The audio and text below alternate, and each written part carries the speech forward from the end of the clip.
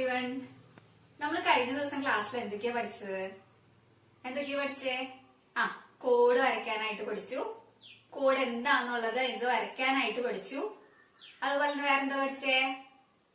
ഒരു സെന്റർ അറിയാത്ത സർക്കിൾ കിട്ടിക്കഴിഞ്ഞാൽ നമ്മുടെ സെന്റർ എങ്ങനെ കണ്ടുപിടിക്കാന്നുള്ളത് പഠിച്ചു അല്ലെ?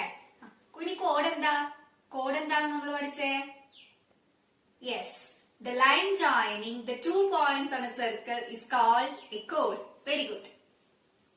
ഇനി നമ്മൾ എങ്ങനെയാ സെന്റർ അറിയാത്ത സർക്കിളിന്റെ സെന്റർ എങ്ങനെയാ കണ്ടുപിടിച്ചത്? Yes, very good. എങ്ങനെയാ കണ്ടുപിടിച്ചേ? നമ്മള് ആ ഒരു സർക്കിളിന്റെ 2 കോഡ്സ് വരയ്ക്കുക. ആ 2 കോഡ്സിൽ നിന്നും പെർപെൻഡിക്കുലർ ബൈസെക്ടർ വരയ്ക്കുക. ആ പെർപെൻഡിക്കുലർ ബൈസെക്ടേഴ്സ് ഇന്റർസെക്ട് ചെയ്യുന്ന പോയിന്റ് ആയിരിക്കും നമ്മളുടെ സർക്കിൾ. ഇത്രയും കാര്യങ്ങളാണ് നമ്മൾ കഴിഞ്ഞ ദിവസം ക്ലാസ്സിൽ പഠിച്ചത്. ഓക്കെ, ഇനി നമുക്ക് ഇപ്പൊ എന്റെ കയ്യില് ഒരു കുഞ്ഞ വളക്കഷ്ണം ഇരിക്കുന്നുണ്ട്. ഇത് ഏകദേശം ഒരു സർക്കിൾ ഷേപ്പ് ആണ് അല്ലെ? പക്ഷെ മുഴുവൻ സർക്കിൾ ഉണ്ടോ? ഇല്ല, പകുതി സർക്കിൾ ഉള്ളൂ. ഒരു കുഞ്ഞ കഷ്ണം, ചെറിയൊരു ആർക്ക് മാത്രമേ ഉള്ളൂ. എനിക്ക് ഇതിന്റെ ഇപ്പോ സെന്റർ കാണണമെന്ന് വിചാരിക്കാം. എന്താ ചെയ്യാൻ പറ്റുക? യെസ്, ഓഫ് കോഴ്സ് നമ്മൾ 2 കോഡ്സ് വരയ്ക്കാം, പെർപെൻഡിക്കുലർ വരയ്ക്കാം. അപ്പൊ നമുക്ക് അതിന്റെ സെന്റർ കണ്ടുപിടിക്കാൻ പറ്റും. കാരണം എന്താ? ഇതൊരു സർക്കിൾ ഷേപ്പ് ആണല്ലോ. അപ്പൊ ഒരു arc, it is a part of a circle ആണല്ലോ. അപ്പൊ എന്തായാലും കോഡ്സ് വരച്ചു കഴിഞ്ഞാൽ സെന്ററിൽ കൂടെ ആയിരിക്കും പാസ് ചെയ്ത് പോകുന്നത്. അപ്പൊ നമുക്ക് ഇതിന്റെ എന്ത് ചെയ്ത് നോക്കാം? കോഡ്സ് വരച്ച് പെർപെൻഡിക്കുലർ ബൈസെക്ടേഴ്സ് വരച്ച് നോക്കാം. നമുക്ക് സെന്റർ കിട്ടുമോ ഇല്ലയോ എന്നുള്ളത് അറിയണല്ലോ. നമുക്ക് ചെയ്ത് നോക്കാം. നമുക്ക് ഈ ആർക്കിനെ ഒന്ന് പേപ്പറിൽ വരയ്ക്കാം. ഓക്കെ,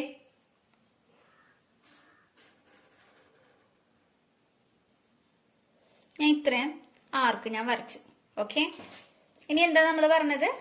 അതിന്റെ കോഡ്സ് വരയ്ക്കാം അല്ലെ? നമുക്ക് കോഡ്സ് വരയ്ക്കാം. ഞാൻ ഇവിടെ ഒരു കോഡ് വരച്ചു.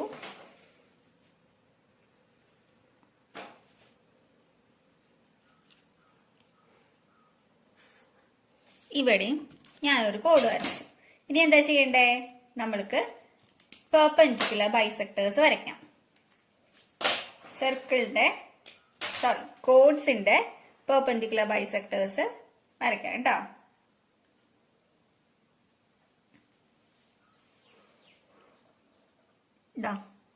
കോഡിന്റെ ഈ ഒരു എൻഡ് പോയിന്റിൽ വെച്ചു. പകുതിയെക്കാട്ടും കൂടുതൽ മെഷർ എടുത്തു. നമ്മളൊരു ആർക്ക് വരച്ചു. അതുപോലെ തന്നെ ഇപ്പുറത്തെ സൈഡിൽ നിന്നും സെയിം ലെങ്തില് ആർക്ക് വരച്ചു. അതുപോലെ തന്നെ ഇപ്പുറത്തെ കോഡിന്റെയും വരയ്ക്കാം. ഇപ്പുറത്തെയും കോഡിന്റെയും നമ്മള് ആർക്ക് വരയ്ക്കുക. ഈ പോയിന്റിൽ നിന്നും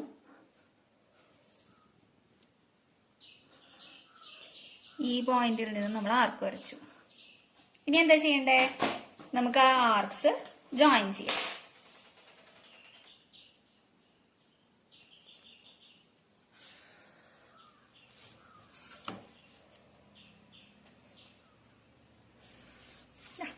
ആർക്സ് ജോയിൻ ചെയ്തു. നോക്കിയേ, നമ്മൾ എന്താ പറഞ്ഞായിരുന്നേ മുമ്പ്? പെർപെൻഡിക്കുലർ ബൈസെക്ടേഴ്സ് ഇന്റർസെക്ട് ചെയ്യുന്ന പോയിന്റ് ആണ് സർക്കിളിന്റെ സെന്റർ അല്ലേ? ഓക്കെ, അപ്പൊ നമുക്ക് ഈ ഒരു ബാങ്കിളിന്റെ ഒരു ചെറിയ കഷ്ണം വെച്ചിട്ട് നമുക്ക് സർക്കിളിന്റെ സെന്റർ കിട്ടി അല്ലേ? ഇനി നമുക്ക് അപ്പൊ ഈ സർക്കിളിനെ ഫുള്ളായിട്ട് നമുക്ക് കിട്ടുമോ? ഇനി യെസ്, കിട്ടും. അതെങ്ങനെയാ? സെന്ററിൽ നിന്നും സർക്കിളിലേക്ക് ഒരു പോയിന്റ്, ഒരു ലൈൻ നമ്മൾ വരച്ചു കഴിഞ്ഞാൽ അതായിരിക്കും സർക്കിളിന്റെ റേഡിയസ് അല്ലെ? ഇപ്പൊ നോക്കിയപ്പോ നമ്മൾ ഓൾറെഡി ഇവിടെ കിട്ടിയിട്ടുണ്ട്. ഇതായിരിക്കും നമ്മളുടെ റേഡിയസ്. നമുക്ക് ആ മെഷറിൽ നമുക്ക് എന്ത് ചെയ്താൽ മതി? കംപ്ലീറ്റ് ആക്കിയാ പോരെ സർക്കിളിനെ?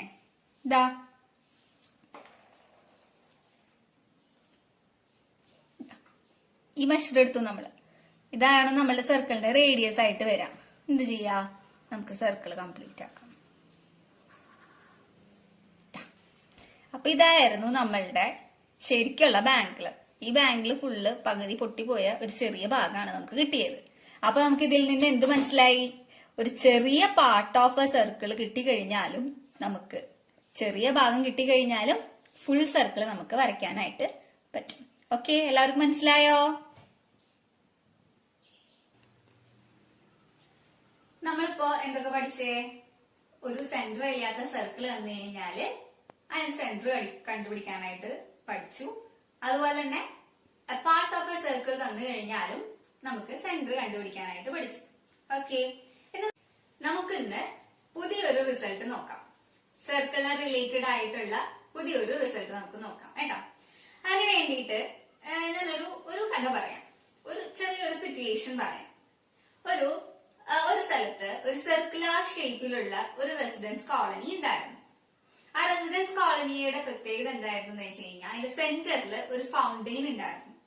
അതുപോലെ തന്നെ അതിന്റെ ഒരു സ്ട്രെയിറ്റ് ലൈനില് ആ ഒരു സർക്കുലർ ഷേപ്പിന്റെ എൻഡിലോട് ചേർത്തിട്ട് ഒരു സ്വിമ്മിംഗ് പൂളും ഉണ്ടായിരുന്നു. ഒരു ദിവസം ഇവരെല്ലാവരും കൂടി ഇവരുടെ ഒരു മീറ്റിംഗിൽ ഇരിക്കുമ്പോ ഒരാള് പറഞ്ഞു, നമുക്ക് ആ ഫൗണ്ടെയിനും സ്വിമ്മിംഗ് പൂളും തമ്മിൽ കണക്ട് ചെയ്യുന്ന ഒരു പാത്വേ ഉണ്ടാക്കിയാലോ എന്ന് ചോദിച്ചു. എല്ലാവർക്കും അത് ഇഷ്ടമായി. കാരണം സ്വിമ്മിംഗ് പൂളിൽ നിന്ന് പെട്ടെന്ന് ഈ ഫൗണ്ടെയിനിൽ നിന്ന് സ്വിമ്മിംഗ് പൂളിലേക്ക് എത്താനായിട്ട് എളുപ്പം പാത്വേ ഉണ്ടെങ്കിൽ സുഖമായിരിക്കും അല്ലെ. അപ്പൊ എല്ലാവർക്കും ആ ഒരു ഐഡിയ ഇഷ്ടപ്പെട്ടു. പക്ഷെ അവരുടെ മനസ്സിലുണ്ടായിരുന്ന ഒരു കണ്ടീഷൻ എന്തായിരുന്നു വെച്ച് കഴിഞ്ഞാൽ ആ പാത്വേ വെക്കുമ്പോ ആ സ്വിമ്മിംഗ് പൂളിനെ കറക്റ്റ് ആയിട്ട് ഡിവൈഡ് ചെയ്യുന്ന രീതിയിലായിരിക്കണം. ആ സ്വിമ്മിംഗ് പൂളിന്റെ രണ്ടറ്റത്തും സെയിം ലെങ്ത് വരുന്ന രീതിയിലായിരിക്കണം ആ ഒരു പാത്വേ കൺസ്ട്രക്ട് ചെയ്യണമെന്നുണ്ടെങ്കിൽ. അതൊരൊറ്റ ഒന്നായിരുന്നു അവരുടെ ഡിമാൻഡ്. അപ്പൊ അവരുടെ ഡിമാൻഡ് കൊണ്ട് അവർ ആർക്കിടെക്റ്റിന്റെ അടുത്ത് ചെന്നു. ആർക്കിടെക്ട് ഓക്കെയും പറഞ്ഞു. പക്ഷെ ഇവര് വിചാരിച്ചു ആർക്കിടെക്റ്റിന് ഭയങ്കര ബുദ്ധിമുട്ടായിരിക്കും അങ്ങനെ കറക്റ്റ് ഈക്വൽ ആയിട്ട് ഡിവൈഡ് ചെയ്യാൻ സെന്ററിലോട്ട് ഒരു പാത്വേ പണിയാന്ന് പറഞ്ഞു കഴിഞ്ഞാല് ഭയങ്കര ബുദ്ധിമുട്ടായിരിക്കുന്നതായിരുന്നു ആ റെസിഡൻസിലുള്ള ആൾക്കാർ വിചാരിച്ചിട്ടുണ്ടായിരുന്നു. പക്ഷെ നമ്മുടെ ആർക്കിടെക്ട് വന്ന് പെട്ടെന്ന് തന്നെ സിമ്പിൾ ആയിട്ട് പണി തീർത്തു പോയി. ആള് എന്ത് ചെയ്തു? ആ ഫൗണ്ടെയിന്റെ അവിടെ നിന്ന് നമ്മുടെ സ്വിമ്മിംഗ് പൂളിന്റെ അവിടേക്ക് ഒരു പെർപെൻഡിക്കുലർ വരച്ചു. ആ പെർപെൻഡിക്കുലർ വരുന്ന രീതിയിൽ ഒരു പാത്വേ പണിത് അദ്ദേഹം എന്റെ പണി കഴിഞ്ഞു എന്ന് പറഞ്ഞ് അവരുടെ അടുത്ത് പറഞ്ഞു. അപ്പൊ റെസിഡൻസുകാർക്കൊക്കെ ഭയങ്കര സർപ്രൈസ്ഡ് ആയി. അവരെല്ലാവരും അമേസ്ഡ് ആയി. എന്തുകൊണ്ടാ? ഇവരെന്താ വിചാരിച്ചേ? ആർക്കിടെക്റ്റിന് ഭയങ്കര ബുദ്ധിമുട്ടായിരിക്കും അങ്ങനെ ചെയ്യാൻ. പക്ഷെ അങ്ങനെയല്ല സംഭവിച്ചത്. ആർക്കിടെക്റ്റിന് വളരെ എളുപ്പമായിരുന്നു. ആർക്കിടെക്ട് അത് മെഷർ ചെയ്തും കൂടി ഇല്ല. അതായിരുന്നു അവർക്ക് ഭയങ്കര സർപ്രൈസ്ഡ് ആയി. ഇനി ആർക്കിടെക്ട് നമ്മളെ പറ്റിച്ചതാണോ എന്നും കൂടി അവർക്ക് സംശയം. അപ്പൊ അവരുടെ സംശയം തീർക്കാനായിട്ട് എന്ത് ചെയ്തു? അവര് പോയി അളന്നു നോക്കി. പക്ഷെ കറക്റ്റ് ആണ്. ആ പാത്വേ വന്നിരിക്കുന്നത് ആ നമ്മളുടെ സ്വിമ്മിംഗ് പൂളിന്റെ കറക്റ്റ് ഡിവൈഡ് ചെയ്യുന്ന രീതിയിലാണ് അദ്ദേഹം ആർക്കിടെക്ട് നമ്മുടെ പാത്വേ കൺസ്ട്രക്ട് ചെയ്തിരിക്കുന്നത്. അവർക്ക് എല്ലാവർക്കും ഭയങ്കര സർപ്രൈസ്ഡ് ആയി. അവർക്ക് അത് എന്തുകൊണ്ടാണ്, അതെങ്ങനെയാണ് പെട്ടെന്ന് തന്നെ ആർക്കിടെക്റ്റിന് അതുപോലെ പകുതിയായിട്ട് ഡിവൈഡ് ചെയ്യാൻ പറ്റിയെന്നൊക്കെ അവർ ചിന്തിച്ചു തുടങ്ങി. ഇതാണ് നമ്മളുടെ കഥ. നമുക്കിനി ഈ കഥയുടെ സൊല്യൂഷൻ അറിയണ്ടേ? ആർക്കിടെക്റ്റ് എങ്ങനെയാണ് പെട്ടെന്ന് തന്നെ വന്ന് ആളുടെ കൺസ്ട്രക്ട് ചെയ്ത് പോയി എന്നുള്ളത് അറിയണ്ടേ? നമ്മളുടെ റെസിഡൻസുകാർ പറയുന്നതനുസരിച്ചിട്ട്. ഓക്കെ, നമുക്ക് നോക്കാം. അത് നമ്മളൊന്ന് മാത്തമാറ്റിക്കലി നമുക്കൊന്ന് റെപ്രസെന്റ് ചെയ്ത് നോക്കാട്ടാ. നമ്മൾക്ക് എന്താ പറഞ്ഞായിരുന്നത്? റെസിഡൻസ് അസോസിയേഷൻ റെസിഡൻസ് സൊസൈറ്റി എന്ത് ഷേപ്പിലാന്ന് പറഞ്ഞേ? സർക്കുലർ ഷേപ്പില് അല്ലെ. അപ്പൊ നമുക്ക് ആദ്യം സർക്കിൾ വെച്ചിട്ട് റെപ്രസെന്റ് ചെയ്യാം. നമ്മള് സർക്കുലർ സൊസൈറ്റിനെ സർക്കിൾ വെച്ചിട്ട് റെപ്രസെന്റ് ചെയ്തു. ഇനി എന്താ നമ്മൾ പറഞ്ഞായിരുന്നേ? അതിന്റെ സെന്ററിൽ ഒരു ഫൗണ്ടെയിൻ ഉണ്ടെന്ന് പറഞ്ഞു അല്ലെ. നമുക്ക് ആ ഫൗണ്ടെയിനെ നമ്മളുടെ ഈ സർക്കിളിന്റെ സെന്റർ ആയിട്ട് റെപ്രസെന്റ് ചെയ്യാം. ഫൗണ്ടെയിൻ ഇവിടെ സെന്റർ ആണ്. ഇനി എന്താ ഉള്ളേ? ഒരു സ്വിമ്മിംഗ് പൂൾ ഉണ്ട് അല്ലെ. പൂളിനെ ഇവിടെ റെപ്രസെന്റ് ചെയ്യാം. സർക്കിളിലെ 2 പോയിന്റ്സ് ആയിട്ട് ജോയിൻ ചെയ്യുന്ന രീതിയിലാണ് നമ്മുടെ ഫിഗറിൽ കൊടുത്തിട്ടുണ്ടായിരുന്നത് അല്ലെ. യെസ്. അപ്പൊ നമുക്ക് നമ്മളുടെ ആ കഥയെ നമ്മൾ മാത്തമാറ്റിക്കലി ഇങ്ങനെ റെപ്രസെന്റ് ചെയ്തു. നമ്മളുടെ സർക്കിൾ ഷേപ്പ്, സെന്ററിൽ ഫൗണ്ടെയിൻ, പിന്നെ സ്വിമ്മിംഗ് പൂൾ. ഈ സ്വിമ്മിംഗ് പൂൾ നമ്മുടെ ഈ സർക്കിളിന്റെ എന്താണ്? Yes, code. നമുക്കതിനെ AB എന്ന് റെപ്രസെന്റ് ചെയ്യാം. ഓക്കെ, അപ്പൊ നമ്മളുടെ AB ആണ് സ്വിമ്മിംഗ് പൂൾ കേട്ടാ. അപ്പൊ നമ്മുടെ ആർക്കിടെക്ട് വന്ന് എന്താ ചെയ്തേ? ഫൗണ്ടെയിനിൽ നിന്ന് എന്ത് ചെയ്തു? ഒരു പെർപെൻഡിക്കുലർ വരച്ചു അല്ലെ സ്വിമ്മിംഗ് പൂളിലേക്ക്. അപ്പൊ നമുക്ക് പെർപെൻഡിക്കുലർ വരയ്ക്കാം.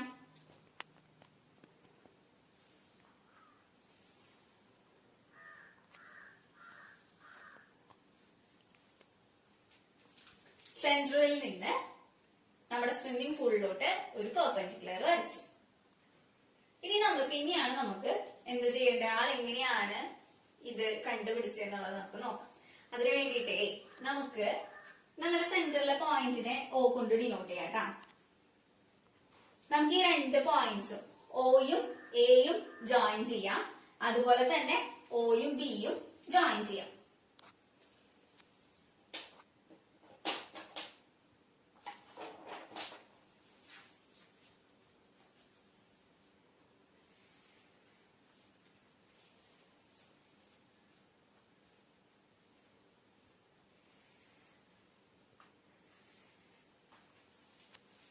Oയും Aയും ജോയിൻ ചെയ്തു, അതുപോലെ തന്നെ Oയും Bയും ജോയിൻ ചെയ്തു. ഇത് പെർപെൻഡിക്കുലർ ആണ് പറഞ്ഞിട്ടുണ്ട്. അപ്പൊ നമുക്ക് ഇതിന് പെർപെൻഡിക്കുലർ ആണെന്ന് ഡിനോട്ട് ചെയ്യാം കേട്ടോ.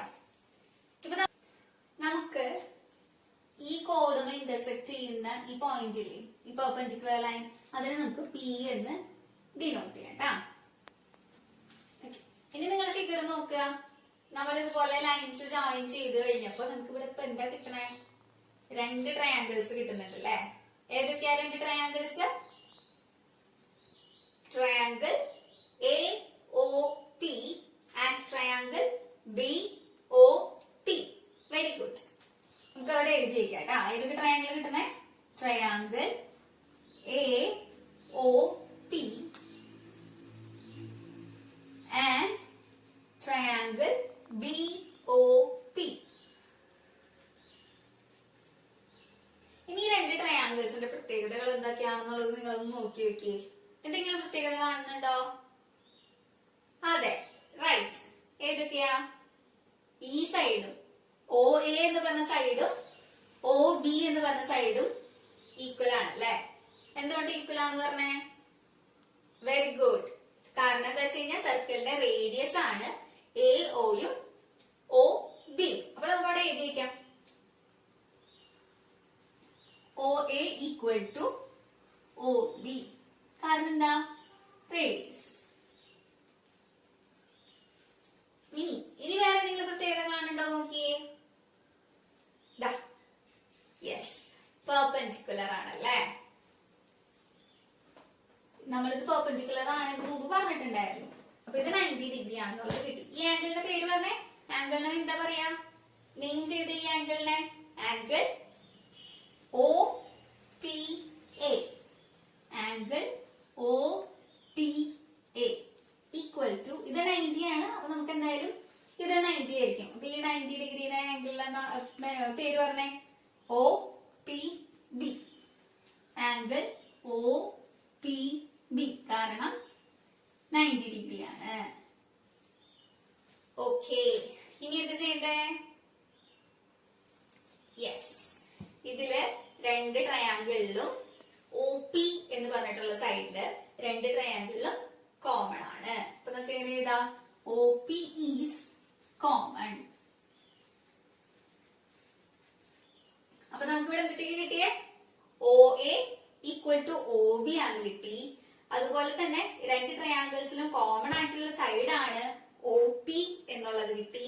അതുപോലെ തന്നെ ഈ ട്രയാങ്കിളിന്റെ ഈ ആംഗിളും ഈ ട്രയാങ്കിളിന്റെ ഈ ആംഗിളും ഈക്വൽ ആണ് കിട്ടി. അപ്പൊ നമുക്ക് ഇത്ര കാര്യങ്ങൾ പറഞ്ഞാൽ നമുക്ക് എന്താ മനസ്സിലായി? ഈ രണ്ട് ട്രയാങ്കിളും ഈക്വൽ ആണ്. എങ്ങനെ കിട്ടിയേ? അതെങ്ങനെയാ? നമ്മളൊരു റൂള് പഠിച്ചിട്ടുണ്ട്. RHS റൂള് എന്ന് പറഞ്ഞിട്ട് ഒരു റൂള് പഠിച്ചിട്ടുണ്ട്. എന്തെന്നായിരുന്നു ആ റൂള്? രണ്ട് ട്രയാങ്കിൾസിന്റെ റൈറ്റ് ആംഗിളും ഹൈപ്പോട്ടീനിയസും ഒരു സൈഡും ഈക്വൽ ആണെന്ന് വെച്ച് കഴിഞ്ഞാല് നമുക്ക് ആ രണ്ട് ട്രയാങ്കിൾസ് എന്താന്ന് പറയാനായിട്ട് പറ്റും? ഈക്വൽ ആന്ന് പറയാനായിട്ട് പറ്റും. അപ്പൊ നമ്മളിവിടെ നോക്കി, നമുക്ക് ഒരു സൈഡ് ഈക്വൽ ആന്ന് കിട്ടിയിട്ടുണ്ട്. OP equal to OP common ആണല്ലോ. അപ്പൊ അത് ഓക്കെ. ഇനി ഒരു റൈറ്റ് ആംഗിൾ വേണം അല്ലെ. റൈറ്റ് ആംഗിൾ ഈക്വൽ ആണെന്നുള്ളത് നമ്മൾ കിട്ടിയിട്ടുണ്ട്. Right angle. ഇനി എന്താ വേണ്ടത്? ഇനി നമുക്ക് ഹൈപ്പോട്ടീനിയസ് ഈക്വൽ ആണെന്ന് പറയാനല്ല. ഒരു ട്രയാങ്കിളിന്റെ ഹൈപ്പോട്ടീനിയസ് മറ്റുള്ള ട്രയാങ്കിളിന്റെ ഹൈപ്പോട്ടീനിയസിനോട് ഈക്വൽ ആണ്. ഇവിടെ നോക്ക്, നമുക്ക് 90 ഡിഗ്രിക്ക് ഓപ്പോസിറ്റ് ആയിട്ട് വരുന്നതാണ് ഹൈപ്പോട്ടീനിയസ്. അപ്പൊ നമ്മള് AOP എന്ന് പറഞ്ഞിട്ടുള്ള ഒരു ട്രയാങ്കിൾ കൺസിഡർ ചെയ്യാണെന്ന് വെച്ച് കഴിഞ്ഞാൽ 90 ഡിഗ്രിക്ക് ഓപ്പോസിറ്റ് വരുന്ന AO ആണ് നമ്മളുടെ ഹൈപ്പോട്ടീനിയസ്. ഇനി ഒ പി ബി എന്ന് പറഞ്ഞിട്ടുള്ള ഒരു ട്രയാങ്കിൾ കൺസിഡർ ചെയ്യാന്ന് വെച്ച് കഴിഞ്ഞാൽ ഇവിടെയാണ് നമ്മൾ 90 ഡിഗ്രിക്ക് ഓപ്പോസിറ്റ് വരുന്ന സൈഡ് ഇത് ആണ് നമ്മളുടെ ഹൈപ്പോട്ടീനിയസ്. അപ്പൊ നമുക്ക് ഈ ട്രയാങ്കിളില് ഈ ട്രയാങ്കിളിന്റെ ഈ ഹൈപ്പോട്ടീനിയസും ഈ ട്രയാങ്കിളിന്റെ ഈ ഹൈപ്പോട്ടീനിയസും ഈക്വൽ ആണ്. അതുപോലെ തന്നെ ഈ ട്രയാങ്കിളിന് ഈ റൈറ്റ് ആംഗിളും ഈ ട്രയാങ്കിളിന്റെ ഈ റൈറ്റ് ആംഗിളും ഈക്വൽ ആണ്. അതുപോലെ തന്നെ ഈ ട്രയാങ്കിളിൽ രണ്ട് ട്രയാങ്കിൾസിന് കോമൺ ആയിട്ടുള്ള സൈഡ് ഉണ്ട്. അപ്പൊ രണ്ട് സൈഡ്സും ഈക്വൽ ആണ് കിട്ടി. അപ്പൊ നമുക്ക് എന്ത് പറയാൻ പറ്റും? By RHS rule we can say that both the triangles are equal or both the triangles are congruent. നമ്മൾ എങ്ങനെ എഴുതാം? Triangle AOP congruent to triangle BOP എന്നുള്ളത് കിട്ടും. നമുക്ക് രണ്ട് ട്രയാങ്കിളും ഈക്വൽ ആണ് കിട്ടി. രണ്ട് ട്രയാങ്കിൾ കോൺഗ്രുവന്റ് എന്ന് പറഞ്ഞു കഴിഞ്ഞാൽ അതിന്റെ അർത്ഥം എന്താ? എല്ലാ സൈഡ്സും ഒരു ട്രയാങ്കിളിന്റെ എല്ലാ സൈഡ്സും മറ്റേ ട്രയാങ്കിളിന്റെ സൈഡ്സിനോട് ഈക്വൽ ആണ്. അതുപോലെ തന്നെ എല്ലാ ആംഗിൾസും ഒരു ട്രയാങ്കിളിന്റെ എല്ലാ ആംഗിൾസും മറ്റൊരു ട്രയാങ്കിളിന്റെ എല്ലാ ആംഗിൾസിനോടും ഈക്വൽ ആണ് എന്നുണ്ടെങ്കിൽ നമുക്ക് രണ്ട് ട്രയാങ്കിൾസും കോൺഗ്രുവന്റ് ആണ് എന്ന് നമുക്ക് പറയാനായിട്ട് പറ്റും. ഓക്കെ, അപ്പൊ നമുക്കിവിടെ എന്ത് കിട്ടി? രണ്ട് ട്രയാങ്കിൾസും കോൺഗ്രുവന്റ് ആണ്. അപ്പൊ നമുക്ക് എന്താ പറയാൻ പറ്റും? എല്ലാ സൈഡ്സും ഈക്വൽ ആണെന്ന് പറഞ്ഞു അല്ലെ? അപ്പൊ നോക്കിയേ, AP എന്ന് പറയുന്നതും BP എന്ന് പറയുന്നതും സെയിം ആവില്ലേ? ആണ്, സെയിം ആവും. അപ്പൊ നമുക്ക് എന്ത് പറയാൻ പറ്റും? AP ഈക്വൽ ടു PB എന്നുള്ളത് കിട്ടും. ഈ ലെങ്ത്തും ഇവിടെ നിന്നിട്ട് ഇവിടെ വരെയുള്ള ലെങ്ത്തും ഇവിടെ വരെയുള്ള ലെങ്ത്തും ഈക്വലായി. അപ്പൊ നമുക്ക് ഇവിടെ എന്താ കിട്ടിയേ? O എന്ന് പറഞ്ഞ പോയിന്റിൽ നിന്ന് നമ്മൾ ഈ കോഡിലേക്ക് ഒരു പെർപെൻഡിക്കുലർ വരച്ചപ്പോ എന്ത് ചെയ്തു? ഈ കോഡിനെ ആ പെർപെൻഡിക്കുലർ ബൈസെക്ട് ചെയ്തു. അതായത് ഈക്വൽ ആയിട്ട് ഡിവൈഡ് ചെയ്തു.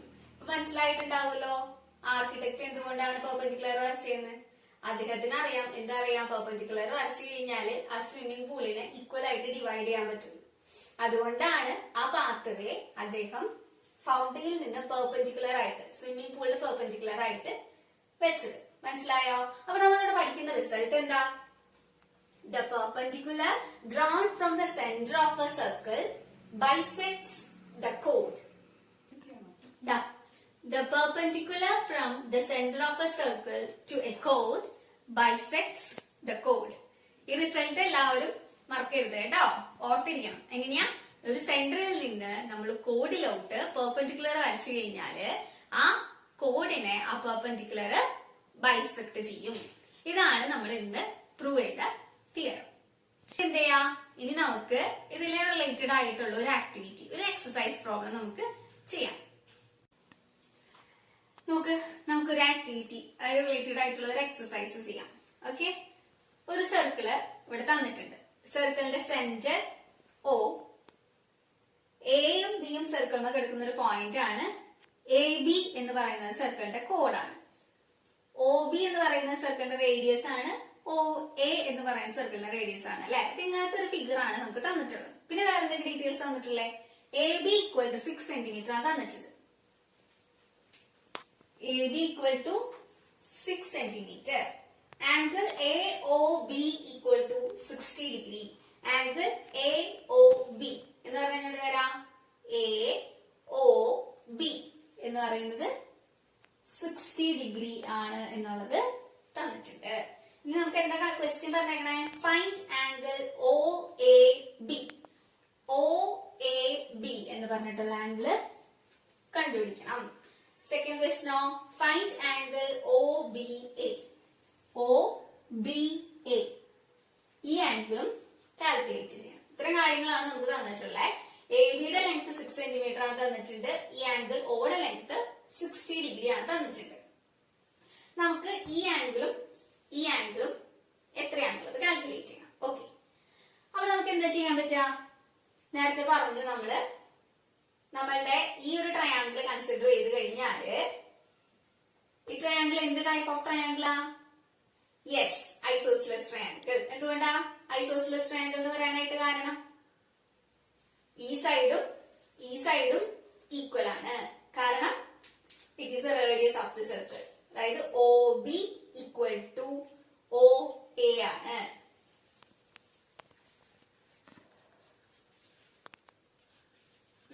അപ്പൊ നമുക്ക് OAB എന്ന് പറയുന്നത് ഒരു ഐസോസിലസ് ട്രയാങ്കിൾ ആണ് കിട്ടി. ഐസോസിലസ് ട്രയാങ്കിളിന്റെ പ്രത്യേകത എന്തായിരുന്നു?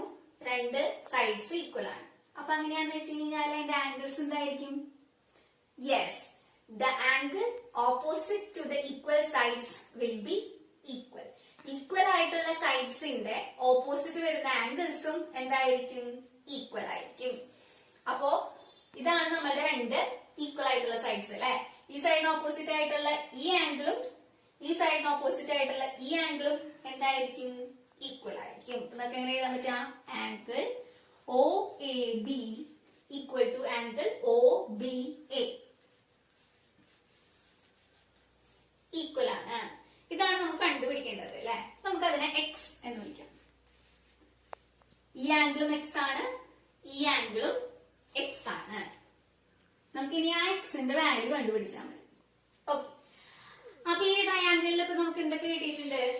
ഈ ആംഗിൾ 60 ഡിഗ്രി, ഈ ആംഗിൾ എക്സ്, ഈ ആംഗിൾ എക്സ്. ഇനി എന്താ ചെയ്യാൻ പറ്റാ? നമ്മൾ എങ്ങനെ ഈ എക്സ് എന്ന് പറഞ്ഞിട്ടുള്ള ആംഗിൾ കാൽക്കുലേറ്റ് ചെയ്യാ? Very good. എങ്ങനെയാ? ആംഗിൾസ് പ്രോപ്പർട്ടി വെച്ചിട്ട് അല്ലെ. ഒരു ട്രയാംഗിളിന്റെ 3 ആംഗിൾസും കൂടി സം ചെയ്ത് കഴിഞ്ഞാൽ നമുക്ക് എത്ര കിട്ടുന്നത്? 180 ഡിഗ്രി. അപ്പൊ നമുക്ക് എല്ലാ 3 ആംഗിൾസും കൂടി ആഡ് ചെയ്ത് എഴുതാം. ഓക്കെ, ഈ ആംഗിൾ എന്തായിരുന്നു? Angle A O B plus ഈ ആംഗിളോ ഒ ബി എ പ്ലസ് ഈ ആംഗിളോ O A B equal to എത്രയാ? 180 ഡിഗ്രി. എ ഒ ബി എന്ന് പറയുന്നത് നമുക്ക് 60 ഡിഗ്രി ആണ് തന്നിട്ടുണ്ട്.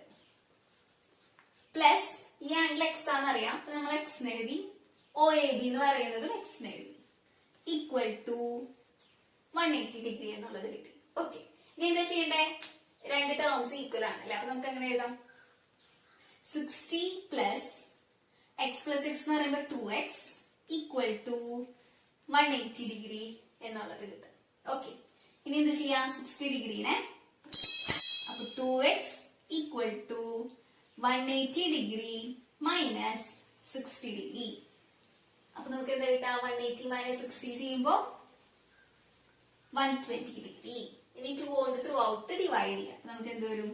ഈ സൈഡിൽ 2 കൊണ്ട് ഡിവൈഡ് ചെയ്യുമ്പോ എക്സ് ഈക്വൽ ടു ഇവിടെ 2 കൊണ്ട് ഡിവൈഡ് ചെയ്യുമ്പോൾ 120 degree divided by 2 which is equal to 60 degree. എക്സിന്റെ വാല്യൂ എന്ത് കിട്ടി? 60 ഡിഗ്രി. നമുക്ക് എന്താ കാൽക്കുലേറ്റ് ചെയ്യാൻ പറഞ്ഞേ? ഈ ആംഗിളും ഈ ആംഗിളും ആണ് കാൽക്കുലേറ്റ് ചെയ്യാൻ പറഞ്ഞോ. Find angle O A B. അപ്പോ ഒ എ ബി എന്ന് പറയുന്നത് എക്സ് ആണ്. ഈ ആംഗിൾ എത്ര കിട്ടി? 60 ഡിഗ്രി. ഈ ആംഗിൾ എത്ര കിട്ടി? 60 ഡിഗ്രി. ഇതാണ് നമ്മളുടെ ആക്ടിവിറ്റി. അപ്പൊ എല്ലാവർക്കും മനസ്സിലായി എന്ന് വിചാരിക്കുന്നു. നമുക്കിപ്പോ ചെയ്ത ക്വസ്റ്റ്യനിൽ എന്താ കിട്ടിയേ? ഈ ആംഗിളും ഈ ആംഗിളും 60 ഡിഗ്രി കിട്ടിയില്ലേ? ഇനി നമുക്കിപ്പോ ഇതിന്റെ റേഡിയസ് കണ്ടുപിടിക്കാലോ. ഇത് ഓൾറെഡി 6 സെന്റിമീറ്റർ ആണ് തന്നിട്ടുണ്ട്. ഇനി നമുക്ക് ഇതിന്റെ റേഡിയസ് എങ്ങനെ കാൽക്കുലേറ്റ് ചെയ്യാൻ പറ്റുക? നമുക്ക് ഈ ട്രയാംഗിളിന്റെ എല്ലാ ആംഗിൾസും 60 ഡിഗ്രി സെയിം ആണ് തന്നിട്ടുണ്ട്. അപ്പൊ ഒരു ട്രയാംഗിളിന്റെ എല്ലാ ആംഗിൾസും ഈക്വൽ ആണെന്ന് വെച്ച് കഴിഞ്ഞാൽ ട്രയാംഗിളിൽ നമ്മൾ എന്താ പറയാ? Equilateral triangle. ഇക്വിലേറ്ററൽ ട്രയാംഗിളിന്റെ എല്ലാ ആംഗിൾസും ഈക്വൽ ആണ്, അതുപോലെ തന്നെ എല്ലാ സൈഡ്സും ഈക്വൽ ആണ്. അപ്പൊ നമുക്ക് ഇതിന്റെ എല്ലാ സൈഡ്സും ഈക്വൽ ആണ് കിട്ടും അല്ലെ. അപ്പോ ഇത് 6 സെന്റിമീറ്റർ ആണ്, അതുപോലെ തന്നെ ഇതും 6 സെന്റിമീറ്റർ ആണ്. ഓക്കെ, അപ്പൊ നമുക്ക് ഇതിന്റെ റേഡിയസ് എന്ന് പറയുന്നത് എന്ത് കിട്ടി? 6 സെന്റിമീറ്റർ എന്നുള്ളത് കിട്ടി. ഇനി സപ്പോസ് ഞാനൊരു ആംഗിൾ ബൈസെക്ടർ പെർപെൻഡിക്കുലർ വരയ്ക്കാന്ന് വിചാരിക്കാം. ഞാനൊരു പെർപെൻഡിക്കുലർ വരച്ചു. ഞാൻ പെർപെൻഡിക്കുലർ വരച്ചു കഴിഞ്ഞിട്ട് ഇപ്പൊ എങ്ങനെയാ? എനിക്ക് ഈ ലെങ്ത് ഞാൻ ഇതിനെ പി എന്ന് മാർക്ക് ചെയ്തു. ഓക്കെ, നമുക്ക് 6 സെന്റിമീറ്റർ ആണ്. അപ്പൊ അങ്ങനെയാണെന്ന് വെച്ച് കഴിഞ്ഞാൽ എ പിയുടെ വാല്യൂ കാൽക്കുലേറ്റ് ചെയ്യാം. നമുക്ക് എ പിയുടെ ലെങ്ത് എത്രയാണെന്നുള്ളത് കാൽക്കുലേറ്റ് ചെയ്യണം. എങ്ങനെ കാൽക്കുലേറ്റ് ചെയ്യാം? Very good. നമ്മളിപ്പോ തന്നെ പഠിച്ചത് സെറ്റ് യൂസ് ചെയ്യാം അല്ലെ. നമ്മൾ എന്താ പഠിച്ചത്? The perpendicular bisector drawn from the center of a circle bisects the chord. AB എന്ന് പറയുന്നത് ഒരു കോഡാണ്. നമ്മൾക്ക് പെർപെൻഡിക്കുലർ വരച്ചു കഴിഞ്ഞാൽ ഇത് ബൈസെക്ട് ചെയ്യും. അപ്പൊ നമുക്ക് എ പി എന്ന് പറയുന്നതും പി ബി എന്ന് പറഞ്ഞ ലെങ്ത്തും എന്തായിരിക്കും? ഈക്വൽ ആണ് കിട്ടും. ടോട്ടൽ ലെങ്ത് നമുക്ക് എത്രയുണ്ട്? 6 സെന്റിമീറ്റർ ഉണ്ട്. അപ്പൊ നമുക്ക് ഈ 6 സെന്റിമീറ്ററിന് ഈക്വൽ ആയിട്ട് ഡിവൈഡ് ചെയ്യുമ്പോ എപിയുടെ ലെങ്ത് എന്ത് വരും? 3 സെന്റിമീറ്റർ. അതുപോലെ തന്നെ പി ബിയുടെ ലെങ്ത് നമുക്ക് എന്ത് കിട്ടും? 3 സെന്റിമീറ്റർ എന്നുള്ളത് കിട്ടും. മനസ്സിലായോ? ഓക്കെ. ഇനി നമുക്ക് ഞാൻ ഒരു ചെറിയ ഇതുപോലത്തെ ഒരു ക്വസ്റ്റ്യൻ ഹോംവർക്ക് ആയിട്ട് തരാം. നിങ്ങളൊന്ന് തന്നെ ഒന്ന് ചെയ്ത് നോക്കാം. ഓക്കെ, ഞാൻ ക്വസ്റ്റ്യൻ ഇപ്പൊ എഴുതാട്ടാ. ഇതാണ് നിങ്ങൾക്ക് ചെയ്യാനുള്ള ക്വസ്റ്റ്യൻ. ഒരു circle with centre O. Let AB equal to 3 centimeter, OB equal to 5 centimeter. We have to find the length of OP. നമ്മൾ ഇത്രയും നേരം പഠിച്ചായിരുന്ന റിസൾട്ട് ഒക്കെ വെച്ചിട്ട് നിങ്ങൾ ഈ പ്രോബ്ലം ഒന്ന് സോൾവ് ചെയ്യാൻ നോക്കുക കേട്ടാ. നമ്മളുടെ ക്ലാസ് ഇന്നത്തെ കഴിഞ്ഞു. എല്ലാവർക്കും ക്ലാസ് മനസ്സിലായെന്ന് വിചാരിക്കുന്നു. എന്തെങ്കിലും ഡൗട്ട് ഒക്കെ ഉണ്ടെന്ന് വെച്ച് കഴിഞ്ഞാല് എന്റെ അടുത്ത് ചോദിച്ചാല് പറഞ്ഞു തരാം. Okay, thank you.